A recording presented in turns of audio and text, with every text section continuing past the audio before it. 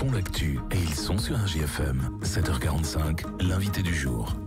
Et une fois n'est pas coutume, on va parler escalade ce matin avec notre invité, le président de la section escalade à Amitié Nature Montluçon, Kevin Régnier. Bonjour. Oui, bonjour. Et merci d'avoir répondu à notre invitation ce matin parce qu'il y a de l'actualité pour l'escalade à Montluçon. Il y aura notamment les championnats départementaux de difficulté. On va vous expliquer tout ça. Ce sera dimanche à l'Halle des Sports. Il y aura un petit peu moins d'une centaine de compétiteurs, des U16 à 20 aux vétérans. Et puis il y a pas mal d'actu autour de l'escalade dont on parle dans les médias nationaux, notamment parce qu'il y a un grand boom des ouvertures de salles dans les grandes agglomérations. Comment se porte la section escalade d'Amitié Nature déjà ? Elle se porte très bien. Elle se porte très très bien. Elle est très riche d'effervescence en ce moment parce que on a beaucoup d'adhérents encore cette année. On est à aujourd'hui 220 adhérents. Il y a un peu plus de 30 adultes encore débutants cette année qui se sont inscrits et puis on a aux alentours de 120 enfants. Donc beaucoup d'effervescence, beaucoup d'animation. Donc c'est super.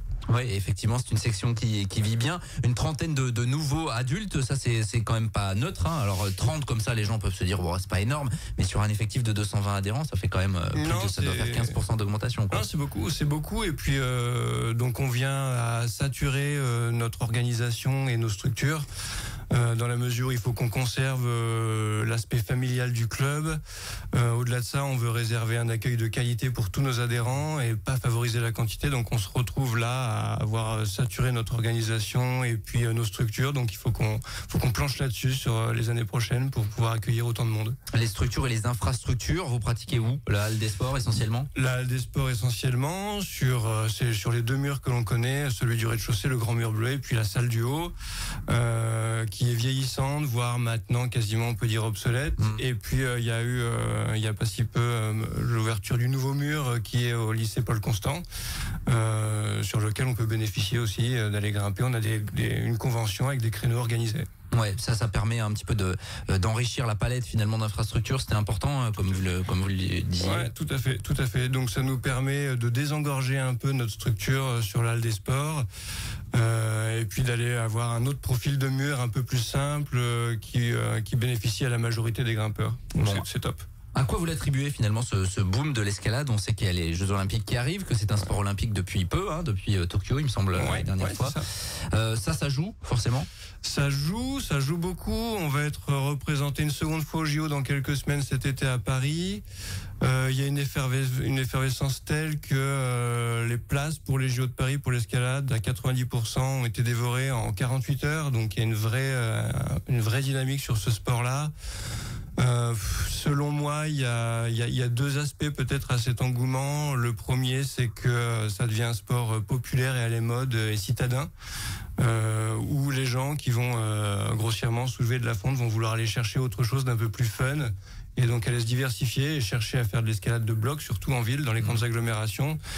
Et puis la seconde, selon moi, c'est que c'est un sport nature avant tout et que sur les questions écologiques actuelles, clairement, l'escalade s'y retrouve. C'est très codifié dans notre milieu, qu'est-ce qu'on mange, comment on se nourrit, comment on s'habille et on est en plein dans les sujets d'actualité. Ouais, vous parliez notamment de ce boom de la pratique de l'escalade dans les agglomérations. Alors à Montluçon, on n'est pas encore là, mais c'est vrai qu'il y a la multiplication des ouvertures de salles. On a vu des reportages passer où il y en a certaines, même dans les grandes agglomérations, qui sont blindées tout simplement parce qu'il y a trop de demandes. Voilà, comme on allait à la salle de sport il y a quelques temps, on va faire un peu d'escalade entre midi et 2 ou en after work. Ça joue aussi, vous le sentez, il y a un nouveau public également qui vient toucher à l'escalade. On sent qu'il y a un public clairement qui grandissant, qui sont des sportifs qui viennent se diversifier, mais aussi des gens qui ont envie de se retrouver sur ces questions d'écologie, de nature et d'avoir une espèce de balance entre le sport que je pratique et les convictions que je porte. Et clairement, ça crée cet engouement global. Donc nous, Club de Montluçon, on surfe sur cette popularité, sur cette mode, et c'est ce qui nous fait avoir autant d'adhérents et donc saturer notre manière de faire actuelle. Vous parliez de nature, il y a des possibilités d'aller au rocher de Lignerolles. Vous faites ça au niveau du club ou pas encore ? Alors c'est un sacré sujet sur la communauté de grimpe de Montluçon, parce que ça fait maintenant, on peut le compter en années, la difficulté d'accéder au rocher pour diverses raisons. Les travaux se terminent en partie. On peut d'ores et déjà retrouver la grimpe sur la partie principale du rocher. Il y avait une via ferrata qui est tombée en désuétude, qui va être revue et corrigée, remise au goût du jour cet été. Un rocher école qui va apparaître aussi également pour les débutants. Et puis on doit composer aussi avec la nature qui a repris ses droits sur ces années où on n'a pas pu aller grimper à cause des réfections de travaux. Et donc on a ce hibou grand-duc que l'on accueille volontiers, avec lequel on doit composer. Donc 6 mois de l'année, il y a toute une partie du rocher qui sera ingrimpable pour lui permettre la nidification. Oui, ça c'est le Montluçon-Co, hein, évidemment, qui réalise tous ces travaux-là. Mais j'imagine qu'avoir ce site-là à disposition, alors même s'il y a des choses à parfaire évidemment et qu'il y a des travaux qui doivent être terminés, ça doit être quand même bien parce que toutes les... Oui, c'est fabuleux. C'est à peu près 150 voies. Alors pour ceux qui connaissent un peu plus, du 4 au 8, donc clairement on peut être très confirmé ou très débutant et s'y retrouver. Et puis les Gorges du Cher, c'est un endroit fabuleux, au calme, au bord de l'eau, donc c'est super d'avoir ça à 10 minutes, c'est clair. En attendant, il y aura également donc ces championnats départementaux de U16 à vétérans, championnat de difficulté dimanche à la Halle des Sports. Ça veut dire quoi, championnat de difficulté? Difficulté, c'est-à-dire que l'on va voir des grimpeurs monter sur une structure qui va faire jusqu'à 9 mètres, donc sur des voies qui vont faire jusqu'à 9 mètres de haut, donc avec baudrier, cordes et des gaines préposées sur le mur. Donc avec du spectacle, puisque l'idée est de partir d'en bas et aller jusqu'aux 9 mètres sans chuter. Donc c'est ça la difficulté. Donc il va y avoir probablement du spectacle parce qu'on se concentre ici cette année sur un format de compétition seulement sur U16 à vétérans. Puisque du fait de l'effervescence de notre sport, toutes les catégories U10 à U14 ont déjà eu leur championnat départementaux il y a quelques semaines sur le mur de Dompierre. D'accord, on est obligé de scinder en fait sur 2 sites. Tout à fait. Pour les compétitions, c'est la première étape, j'imagine qu'ensuite il y a les régionaux, les nationaux. Tout à fait, c'est ça, c'est le ticket d'entrée pour accéder aux régionaux qui se passe tout de suite sur la région Aura. Donc il y a un gap énorme entre le niveau que l'on aura nous et puis celui qu'on découvrira aux régionaux, mais clairement oui, c'est la première porte d'entrée vers les nationaux. Il y a des membres du club qui peuvent briller, qui peuvent espérer être champions d'alliés ce week-end. Oui, mais bien sûr. Hein. Donc, il se trouve que sur les 2 années précédentes, c'est des personnes issues de chez nous qui ont trusté les premières places. Donc, on mise tout sur nos athlètes pour qu'ils réitèrent l'exploit. Mais clairement, il y a beaucoup de personnes de QC, etc., de commenterie aussi, qui peuvent venir chatouiller les plus forts d'entre nous. Donc c'est super. Le président sera engagé? Le président est engagé, évidemment. Le champion d'allié d'ailleurs. Le champion d'allié est engagé. En titre. D'accord. Oui, tout à fait. Remet son titre en jeu. On va croiser les doigts, mais normalement un passage par RJFM, ça assure un bon week-end de compétition derrière. Il y a des projets également. Alors là, plus perso pour vous, on sait qu'on a beaucoup parlé en matière, alors c'est pas d'escalade, mais d'alpinisme avec Marc Battard, qui est une sommité localement. Je crois que vous allez être impliqué sur son projet. Ouais, et ça c'est super. Donc là c'est un projet hors club, totalement perso. Donc en effet je me suis lié d'amitié avec Marc depuis 1 an et demi maintenant environ, et je bossais pour lui en lui revendant son surplus de matériel pour lui financer ses propres expés. Et puis c'est naturellement qu'en brigadé dans ce truc, à un moment donné, j'avais les yeux qui brillaient, je lui dis mais je pense que j'ai envie de faire un peu plus que de vendre du matos, et lui il m'a dit je pense que t'as mieux à faire que de vendre du matos.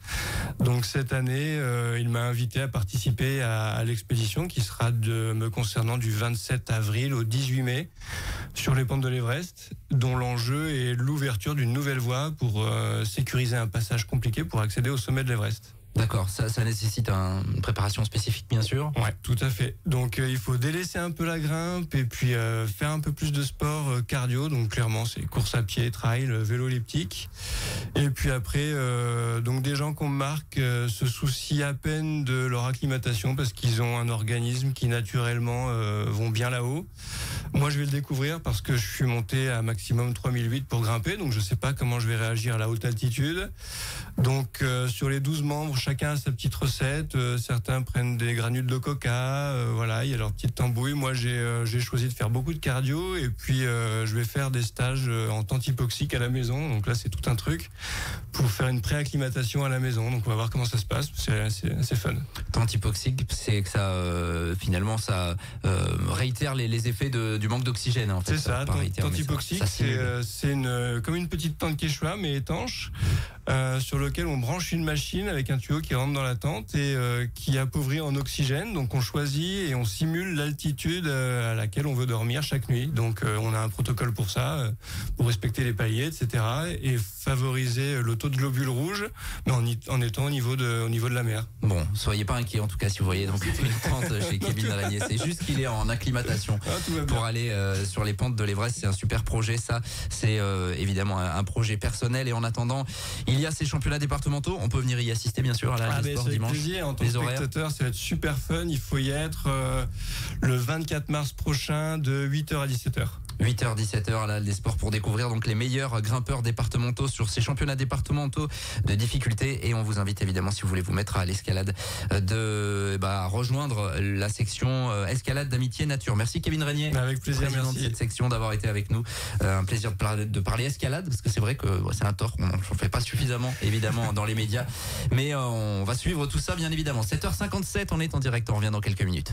Tous les matins, 7h45, l'invité du jour en direct sur RJFM. Retrouvez l'invité du jour en podcast sur rjfm.net et l'appli RJFM, mais aussi en replay vidéo sur YouTube et Facebook. RJFM.